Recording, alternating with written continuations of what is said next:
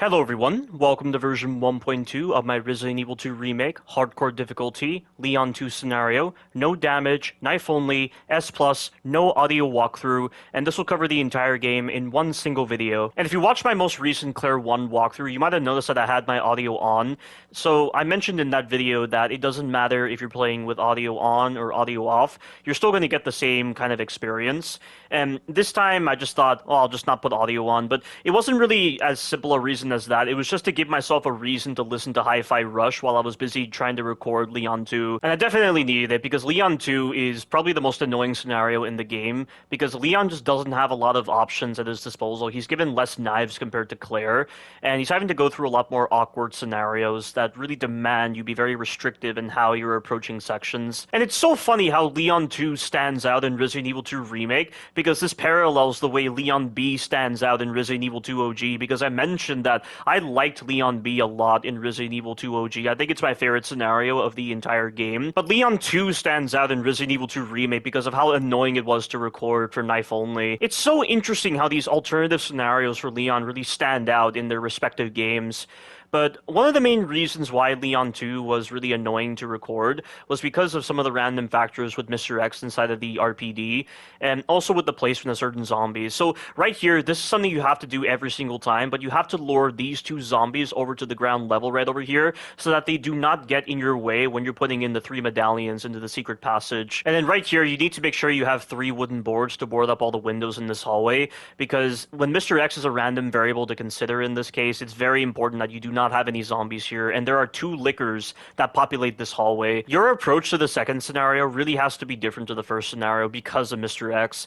Mr. X really becomes a pain in the ass to deal with when you're trying to navigate the RPD, and because of the fact that he's able to teleport and he's also able to move really fast when he's off camera, and whenever he's very far away from you, it can allow him to do things that just really don't make any sense. Like when you're going from point A to point B on this path that normally takes, say for instance, like 35 seconds, Mr. X can take that path in like 15 seconds, it feels like, and it really doesn't make any sense. It happened to me a couple of times in some of the initial recordings to this section, but right now he's chasing me, and you'll notice that I didn't go for the medallion or the knife. It's because I'm trying to lose Mr. X very quickly, and also I took the chance to bait out his attack and just run past him, rather than just simply going into the room or just like circling around him, because I didn't want him to move very fast as he was chasing me. So because of the fact that I baited out his attack, he had to spend additional time in recovery before he was able to come after me, and that bought me additional time to get away. And when you set the explosives as soon as you enter that room and Mr. X is chasing you, there's one of 3 outcomes that can occur. So the first outcome is that the bookcase falls over before he gets into the room, which is good. The second outcome is that he gets into the room before the bookcase falls over, which is bad, so you have to restart because there's no way you are going to be able to remove that bookcase while he's chasing you. And then the third outcome is that magically the bookcase won't fall over, like Mr. X opened the door while the explosives were being primed, and the explosives will detonate, but he's just not in the room. I don't really understand how that works. It's a very strange outcome, but that happened to me a lot of times in the initial recordings of this section. Also, you might have noticed that instead of going through the spade key door, I opted to go back to the horse medallion room, but Mr. X cut me off. I was trying to lure the female zombie into that room so that I wouldn't have to deal with her when I went through 2 doors and then went back through the library, but Mr. X cut me off, so that was unfortunate, so I'll have to deal with her in the future when I get to the library. But once G1 Birkin has been dealt with, Leon has to deal with dogs when he gets to the garage area, and the dogs are a lot more annoying to get past compared to Lickers in Claire's campaign. And previously, I was going to kill 2 specific dogs that come out of a vent, which is what I always do with the second scenario, but in this recording, I opted to instead run past them, and it was pretty awkward to do so, and I'm beginning to understand why I always kill those dogs, but I wanted to run past them because I wanted to give myself more knife durability to deal with one specific zombie inside of a hallway, because I always take off his legs in order to make it a lot easier to get past that hallway, and it definitely helped in the long run, because it's very random how many hits it takes to a zombie's leg to actually take off the leg. But get past that dog, and then right here, this guy is scripted to go into the door, so you can use this as an opportunity to take him out. And coming up are the 2 dogs that I opted to run past instead of deal with. They're really annoying to deal with because they don't flinch until they complete their scripted animations, and during that time, they can easily get the drop on you. But look at this. This is why it's very awkward trying to run past these guys, because there's no telling what they do. I don't know how you have to align yourself properly in order to influence their AI, but even then, the dogs can be very, very random, because a lot of the times they just choose to run towards you, stop, and then run, and then they'll attack. Like, they do all kinds of bizarre motions. But this was the hallway I was talking about, where I needed additional knife durability to remove the leg off of this particular zombie. It's completely random how many hits it takes, but just try to prioritize one specific leg, and hopefully it will be taken off. And then right here is a strategy that I haven't shown in my other walkthroughs. So this is a fine example of how you can use stealth to your advantage to get past zombies. So if you stand at the right angle to the zombie and then you knife them without touching them with your body, you will be able to lure them over to a specific spot and then get around them. And that can be very useful for that specific hallway, and also in the sewers area as well. It can also be used for other areas if you so choose. But that is a really cool design, being able to use stealth like that with the knife. Now, right here, you've got to lure these two zombies as far as you can from the door, so that when you get past them and you get inside the room with the club key, they will not choose to go into the room and block you off. So luckily for me, I was able to get them far enough from the door, and so they're staying out there instead of coming into the room. And I can at least use stealth against them, get past them, and then spawn in Mr. X. And while we're going through the rest of this section, I'm just going to go on different tangents right now. So one thing I want to discuss about Resident Evil 2 OG that's kind of odd is the times when Leon and Claire are together physically, but they just opt to split up instead of staying together. Like, why would they do that? It doesn't really make any logical sense. Like, at least in Darkside Chronicles, Leon and Claire had the logic necessary to say, oh, we need to stick together. It's far too dangerous to split up. Whereas in Resident Evil 2 OG, this wasn't the case. So I'm guessing in Resident Evil 2 Remake, they had to make Leon and Claire not be together physically in order to have it make sense why they would split up. But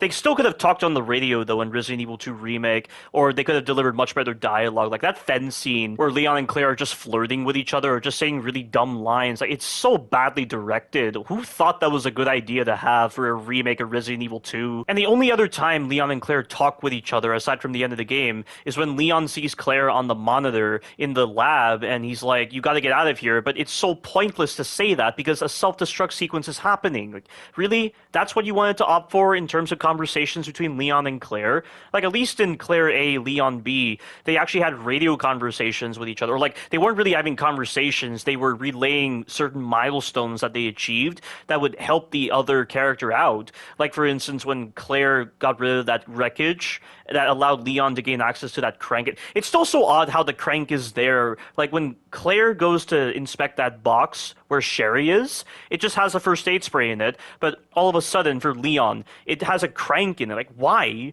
Why would they change the key item placements like that just so the B character can repeat the same actions that the A character did? It's just one of the most bizarre design choices with the zapping system in Resident Evil 2 OG, and I can definitely understand why they made the scenario design the way it was in Resident Evil 2 Remake, which is to say, it shouldn't have existed in the first place because it just felt like a last-minute choice. Well, so right here, the reason why I waited near the switch for as long as I did was to get those zombies to go down the corridor before I spawned in Mr. X, and the reason why I did this was because I had one moment where before these zombies that I'm dealing with right now spawned in, one of the zombies that was supposed to go down the hallway instead opted to cut me off when I was rounding the corner, and so I lost my knife and the chance to actually use it in order to get past that female police zombie. So I don't know why that happened, but that was just really stupid on one of my earlier recordings of this section. The pathfinding on the zombies in Resident Evil 2 Remake is awful compared to Resident Evil 2 OG. At least the zombies in Resident Evil 2 OG felt like they had a bit more competence with navigating the environment, but these zombies, they struggle so much with going in a straight line, and they'll often go back and forth before they actually do anything. And that was probably what happened in the case of that one zombie that grabbed me around that corner in the prison scene. So just make sure you wait in that area for a bit before you decide to spawn in Mr. X and get past him. But moving on to other tangents, one thing I want to discuss about Resident Evil 2 OG is why exactly Annette would send Sherry to the police station if the police station is directly connected to the tram area that connects to the mansion. I mean, Umbrella used the tram area and tunnels to evacuate sensitive materials from the mansion to the underground lab after the biohazard occurred at the training facility and the mansion.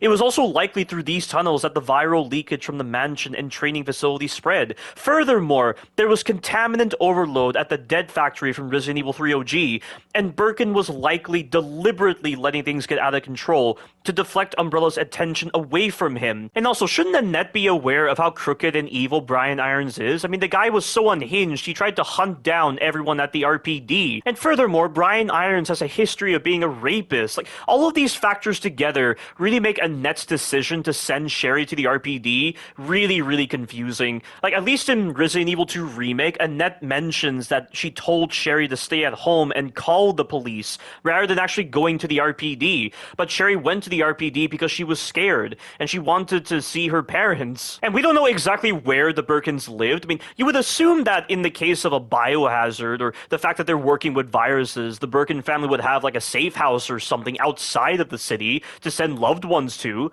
Like, why wouldn't they make a safe house and then send Sherry there? That would have made a lot more sense than sending Sherry to the RPD, where all sorts of factors were at play to make the situation dangerous for Sherry if she was at the RPD. Like, it doesn't really make sense in Resident Evil 2 OG.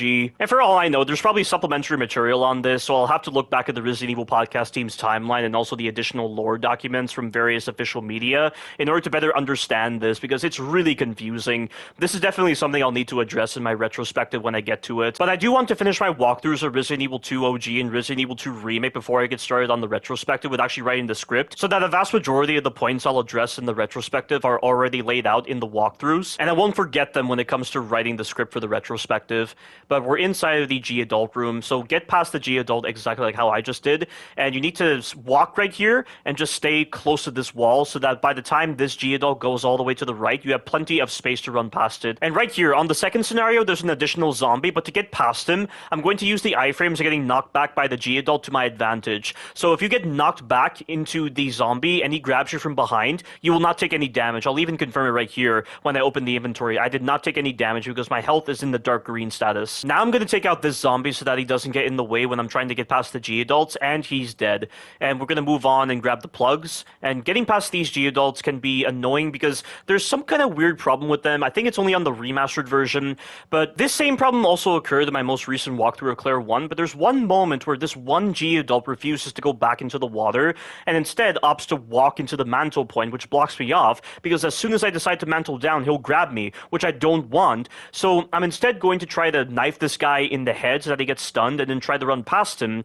But instead, what happens is I stun him, and then all of a sudden, I kickstart his AI to actually go back into the water. So here's me knifing him, and as you can see, he's just walking into my mantle point for no reason, and then his AI gets jump started, and so he realizes, oh, I'm supposed to go back into the water. Like, something happened with the programming as they were making the remastered version of Resident Evil 2 Remake, because this never happened in the original version of Resident Evil 2 Remake. Well, no, so watch this. This G-Adult that stunned me, that's the same one that went into the water earlier. I have no idea how he got past me or how he was able to set up in that position. Like, that spawn point is just very weird, because at times the G-Adult isn't there, other times it is, and usually there's bubbling happening in the water to indicate a G-Adult is there, although I've had the bubbling effect before, and there's been no G-Adult. It's something that's always confused me with Resident Evil 2 Remake when it comes to that particular section. But having done all that, I'll just talk about other tangents while I'm at it. So, just before I resumed the commentary for this video, I went back to Resident Evil 2 Remake, and I decided to experiment with the Quick Draw Army and the M19 pistols that you get in the second scenario as Claire and Leon.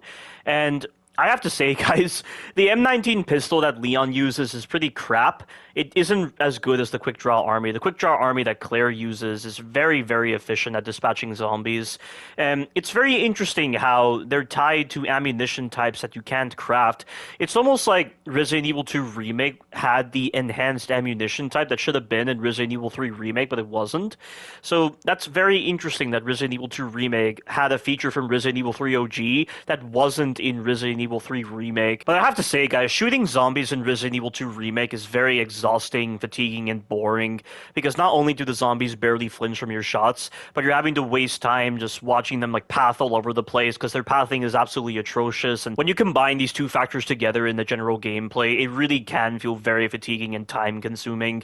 Like, the guns are just completely pointless to go for in Resident Evil 2 Remake because of how much they clutter your inventory and make it impossible to pick up key items. And in the time you're spending getting the weapons and in Resident Evil 2 Remake, you would have already achieved significant milestones in your progress by just maintaining that knife-only playstyle and going through the areas in an optimized manner. I mean, this isn't really a bad thing in the context of Resident Evil 2 Remake. Like I said in my Claire 1 walkthrough, because the knife has a durability system, it has to be complemented by really good damage, and there's also a lot of skill with knowing when to use the knife as a defense item and how you use it against certain bosses and enemies. And you're also utilizing mechanics like the stealth. You're really bringing out some of the stronger elements to Resident Evil 2 Remake's gameplay more when you're favoring the knife-only playstyle. I mean, you might still be able to bring out those stronger elements if you're using all the guns, but you also bring out some weaker elements to Resident Evil 2 Remake's gameplay when you're using all the guns, like with the way the inventory system kind of forces you to not go for the guns, or with the way the pathing through the areas is set up in such a way where it almost punishes you for trying to go for the guns, or you're having to waste time dealing with enemies. It's a lot to describe, and I really wonder how I'm going to phrase all this properly in my Resident Evil 2 retrospective when I talk about these points. And when I'll actually talk about these points is unclear. That was also something I had to figure out as well with my Resident Evil 4 Remake retrospective, with knowing when to talk about these sort of moments with the mechanics. This is one of the main reasons why I voiced in the community post that my Resident Evil 2 retrospective will probably be more challenging to make than my Resident Evil 4 Remake retrospective, because you can really notice the difference in quality between Resident Evil 4 OG and Resident Evil 4 Remake, but between Resident Evil 2 OG and Resident Evil 2 Remake, the difference in quality really isn't that large, which is something that is going to be a challenge when I do my Resident Evil 2 retrospective. But moving on to another tangent, one thing I'd like to talk about is how voice acting in the 90s worked to cause the kind of stilted dialogue we hear in the 90s Resident Evil titles. And my subscribers have already described a couple of reasons why the voice acting was very stilted and very awkward and very bad in the older Resident Evil titles. And, it's not the fault of the voice actors, it's for other reasons, but I looked further into this, and apparently voice acting in the 90s was often stilted or awkward for a couple of reasons. So the first thing is that many of these early games from the 90s lacked experienced voice directors, as the people in charge often came from programming or design backgrounds and not from acting or film, for instance. And as a result, the voice actors received little meaningful direction or emotional context.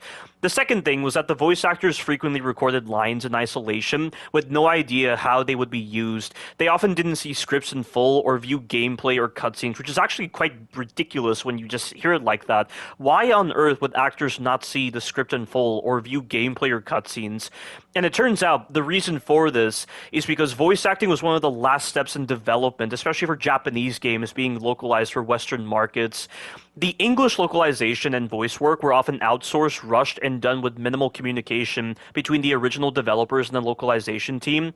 And as a result, the actors were given isolated lines with little or no context. And back then, localization was not seen as a creative process. It was more about translating text and having someone read it out loud. The idea that voice actors should have full scripts, tone references, or even access to cutscenes was apparently not the industry norm. And Japanese developers sometimes handed over translated scripts without explaining the story or emotion behind the lines. And also, a lack of budget and time may have been a factor to consider here, because many game studios, especially Capcom, during Resident Evil's development, had very small budgets for voice work. Hiring native English speakers was already a stretch, and giving them full access to storyboards or scenes was seen as too costly or time-consuming. And sometimes the lines were recorded in a day or two with no rewrites or retakes allowed. Poor voice acting in the 90s was also due to technology limitations, which surprises me because I did not think technology limitations could have a significant impact on voice acting, but apparently voice files had to be compressed heavily due to limited storage on CDs or cartridges, so this sometimes dictated shorter or simpler dialogue and could make actors over-enunciate or underplay their lines to match technical constraints. So when you take a lot of these factors together, that definitely creates the wrong kind of environment for professional voice actors, which is why certain voice actors like Alison Cord, who voiced Claire in Resident Evil 2 OG, or Sally Cahill, who voiced Ada in Resident Evil 2 OG, that's why they shined a lot better in later Resident Evil titles, like in Resident Evil 4 and also in Resident Evil Degeneration. But, it's not just those kind of factors that dictate whether the voice acting is good or not, because we still get modern games that have really shit voice acting. I've already discussed some of the problems with Resident Evil 2 Remake and Resident Evil 4 Remake's voice acting, and then you get other titles like with Silent Hill 2 Remake. I mean, Silent Hill 2 Remake, every single cutscene in Silent Hill 2 Remake, and even during like the general gameplay, the voice acting is absolutely appalling. Every single moment with the voice acting, it's just stilted dialogue, completely unnatural, and it just sounds so awful. It's so cringe. But that's not surprising because Silent Hill as a series, every single Silent Hill game has atrocious voice acting. I don't think there's a single scene from the Silent Hill series where the voice acting actually shines. I think the only exception to this is probably like Silent Hill 4, where Henry, I think that's what the main character's name is, he's talking with that little version of Walter Sullivan at that gravesite, and it actually sounds pretty decent. I think that's the only time the voice acting ever sounds right in a Silent Hill game, but every single Silent Hill game, the voice acting is absolutely atrocious. The voice acting in the Silent Hill games is so bad, it makes the older Resident Evil titles sound like Oscars. That's how bad the voice acting in the Silent Hill series is. However, that might change with the release of Silent Hill F. I recently watched the trailers for Silent Hill F, and because they're setting Silent Hill F in a Japanese setting, and the voice acting is in Japanese, I expect that the voice acting will actually be good for a change in the Silent Hill series, because the Japanese voice acting is obviously going to be a lot better than the English voice acting when the Japanese team is at the helm. And Silent Hill F has me curious, so I'm definitely going to play the game when it releases and see what it's going to be like. But getting back on track and talking about Resident Evil 2 OG's voice acting, while it's definitely a victim of the bizarre game development of the 90s, and there are some moments where the voice acting can be pretty bad in Resident Evil 2 OG, its voice acting is definitely better than Resident Evil 1 OG's voice acting, and there are definitely moments in Resident Evil 2 OG where the voice acting can sound a lot better than Resident Evil 2 Remake's voice acting. Like in Leon A, that whole moment where Ada confronts Leon and tries to get him to give up the G-Virus, that whole moment is done a lot better in Resident Evil 2 OG than in Resident Evil 2 Remake. And having mentioned the characters, can I actually mention this about Claire? I don't find her to be that interesting as a character in Resident Evil 2 OG. I just feel like Leon is the better character and is more interesting as a character with his development compared to Claire. Like, I don't really feel like Claire changes at all during the events of Resident Evil 2, whereas with Leon, you really feel how much the events of Raccoon City and Ada changed him. And it helps that this development is explored in the later Resident Evil titles, and I think one of the main reasons why Claire isn't as interesting as Leon is because she wasn't even supposed to be in Resident Evil 2 originally. In Resident Evil 1.5, which was the prototype version of Resident Evil 2, Claire was originally a character named Elza Walker, so I'm guessing they made some changes from Elza Walker to Claire Redfield, and maybe that's why Claire isn't as interesting as Leon, because maybe certain scenes were cut out that would have added a bit more development to Claire's character. Like, all we can glean from Claire's character in Resident Evil 2 OG is that she's a teenage girl with a good heart and a deep love for her brother Chris, and it's through this relationship that she's able to be a protector type figure, and it's how she's able to save Sherry and serve as a mother figure in Sherry's eyes. But the thing is, this particular aspect of Claire's character feels independent from the events of Raccoon City, and when looking at only Resident Evil 2 OG, you don't really feel the events of the game affecting Claire in some way. It's only when you factor in the later entries where you learn that Claire's involvement with TerraSave, and how she's helping the victims of bioterrorism, that you really feel a change in Claire's character as a result of Raccoon City. But only looking at Resident Evil 2 OG, it doesn't really feel like Claire's character changes, which is why her story just isn't as interesting to go through compared to Leon's story. The growth in Leon's character in only the events of Resident Evil 2 OG is probably one of the main reasons why I was able to enjoy Leon B so much compared to the other scenarios of Resident Evil 2 OG. This is definitely something I'll address in my Resident Evil 2 retrospective, but that is the end of Leon 2. Stay tuned for the future scenarios. Thank you all for watching, and you take care now.